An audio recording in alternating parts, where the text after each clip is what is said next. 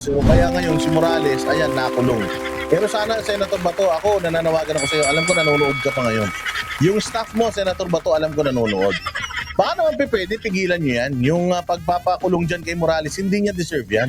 Napakapangit naman po niyan, sir. Maling-mali po na kinontempt nyo siya dahil lang dun sa mangilan-ngilan na mga mali niya sa mga tanong niya sa mga mali. Maling sagot niya sa mga tanong ninyo. Hindi naman niya deserve yun na ganun. Unang-una, nagpunta nga po siya dyan, ang kanyang intention ay maganda. Wala naman po siyang pinaparatangan nung una. Kaya lang, lumabas lang po yung mga pangalan na ganito na ganyan dahil nga dun sa CCTV footage na nakuha sa kanya. Hindi naman po yata tama na ganyan ang gagawin ninyo. Kaya alam ninyo, si Pastor Kibuloy, hindi siya nagpakita diyan sa mga hearing sa Senado kasi alam niya na ganito ang mangyayari sa kanya. Alam niya na ganito ang magiging kahihinatnan niya. Makukulong siya diyan sa Senado. Ikaw ba papayag ka na makulong ka? Wala ka namang kasalanan. Ito si Morales na makukulong, walang kasalanan. Nakulong lang si Morales dahil hindi lang niya nasagot ng tama yung mga tanong ninyo. Tapos ikukulong nyo na siya. Mali naman yun, sir. Lagi na lang pag kami importanteng hearing, lagi na lang may nakukulong. Wag naman ganun.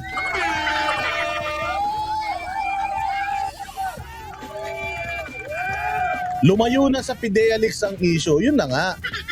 Kaya ngayon ang itatanong natin kay Senator Bato, umikot halos yung 4 na hearing sa character assassination and credibility check neto ni Morales. Ano na ngayon ang magagawa ng committee mo para sa Fidelix? Ano nang mga may papasan yung mga batas patungkol dyan? So wala. Anong batas ang ipapasan nyo? Yung character assassination. Kasi yun lang ang information. Pag binuksan mo yung yung mga records ng Senado patungkol sa hearing na to, wala kang makikita doon kundi yung panggugulpi kay Morales. So yes, ako awang-awa ako kay Morales. Awang-awa ako kay Morales kasi pinagkakitaan siya ng bonggang-bongga ng mga vloggers. Ilang oras siyang pinipatronize. Ilang oras na pinaniwala siya na magiging siyang senador balang araw dahil sa mga pagsasabi niya ng mga katotohanan. Ang problema, ganito ang nangyari sa kanya, nagipo siyang malambot. Oo, nagipo siyang kumbaga he let his guard down. For the past 3 hearings, he was firm. For the past 3 hearings, ang tapang niya.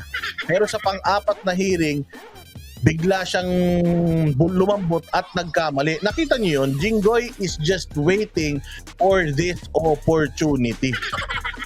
Jinggoy is waiting for PIDEA Agent Morales to lose his cool.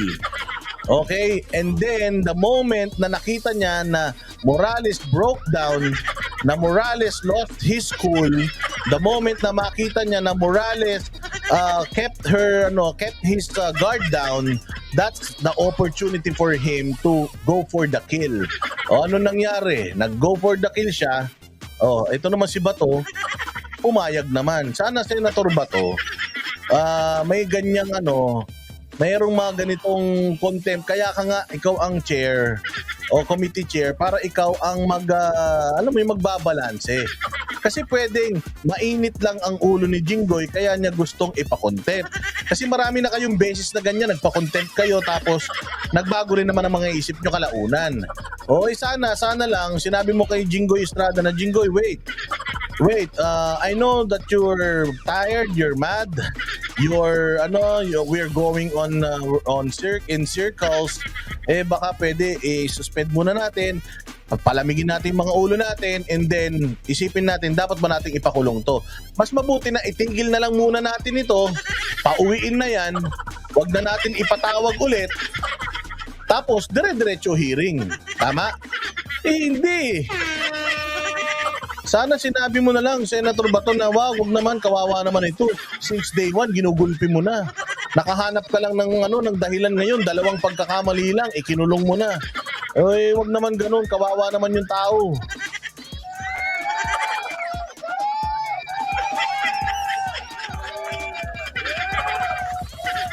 Ayun, so yun ang natin, itatanong natin kay Senator Bato mamaya.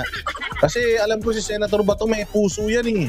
O Senator Bato, alam ko may puso ka at alam kong nadala ka lang din dahil ilang hearing ka na, 4 na hearing ka ng mas marami pang sinasabi si Jinggoy kaysa sa'yo eh. O so siguro nadala ka lang din. Baka pwede cancel mo na yan. Yung isa nga nagmo-motion for reconsideration na kagad. Yun ang dapat makulong. Dapat nga hindi lang sa Senado makulong yan. Sa impyerno nyo ikulong yun eh.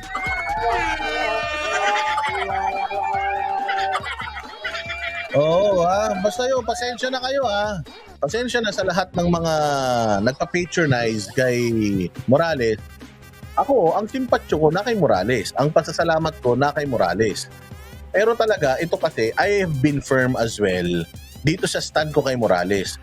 As much as I want to believe Morales, kung wala siyang ebidensya, kung wala siyang maipapakitang mga supporting documents doon sa kanyang mga akusasyon, medyo mahirap siyang mananalo dito. Again na kay Morales ako in a sense na talagang lumalaban siya, nakikita ko ipinaglalaban niya yung kanyang opinion, yung kanyang posisyon at yung kanyang reputasyon, pati na yung yung kanyang prinsipyo. Okay, bilib na bilib ako doon. Kaya lang ganito kasi yan mga bossing. Sometimes you have to know your battles. You have to fight the right battle. It's so hard to fight these people nowadays, lalong-lalo na alam naman natin na marami talaga sa mga nasa posisyon ngayon takot talaga sa Malacanang. Alam naman na natin yan. Si PRRD nga binababoy-baboy na so marami talagang mga takot sa posisyon. Kaya siguro, kumbaga kailangan nating pag-isipan ng maigi yung mga galaw natin, pag-isipan ng maigi yung mga pinaglalaban natin. Alam mo yon, kailangan nating ipaglaban yung mga laban na kaya nating ipanalo. For now, siguro nakita natin na sila yung makapangyarihan, sila yung malakas at alam mo yon, ang hirap talaga makipaglaro ng basketball sa mas matatangkad sa'yo.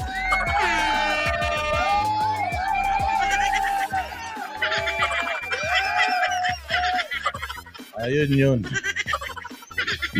Kaya nga kanina, 'di ba, nakita mo, wala na, they are ganging up on him. Sabi nga nila, alam mo, pinagtatawanan na si Morales kanina, awang-awa na rin ako kasi they're making him as if wala siyang kwentang tao.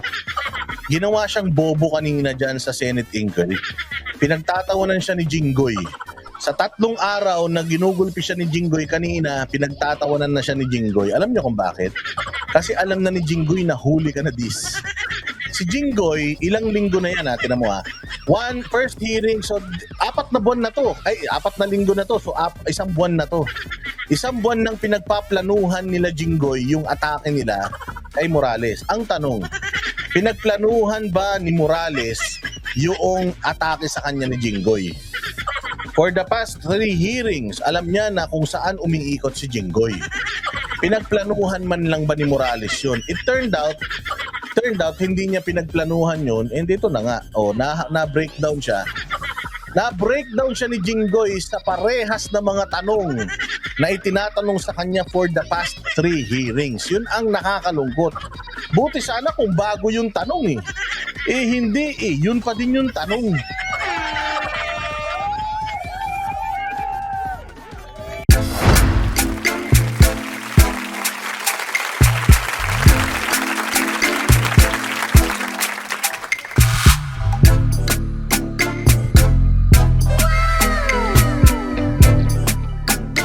The next performance will start momentarily.